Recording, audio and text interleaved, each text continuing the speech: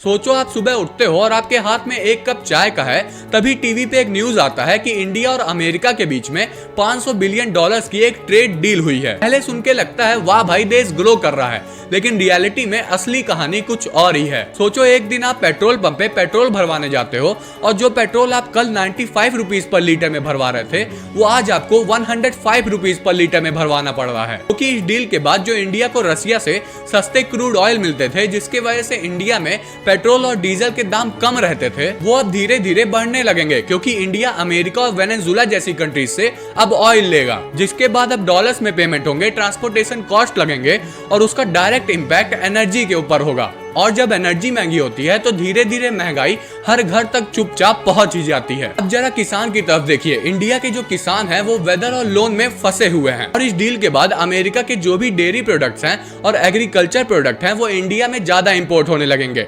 जिसके बाद जो इंडिया के फार्मर्स हैं वो बड़ी सब्सिडीज और बड़ी कंपनीज के नीचे दब के मर जाएंगे। अब बात करते हैं इंडिया के डोमेस्टिक इंडस्ट्रीज की। ऐसा बताया जा रहा है कि मोदी जी ने अमेरिका के ऊपर 0% टैरिफ कर दिया है, जिसका मतलब ये हुआ कि अमेरिका से जितने भी प्रोडक्ट आएंगे वो बहुत ज्यादा सस्ते होंगे, जिसके वजह से इंडिया के जो छोटे छोटे बिजनेसमैन हैं उनका बिजनेस खत्म हो जाएगा। इसलिए सवाल ये नहीं है कि डील बड़ी है या नहीं, बल्कि असली सवाल ये है कि इसका बिल कौन भरेगा, और जवाब अक्सर यही होता है कि आम आदमी।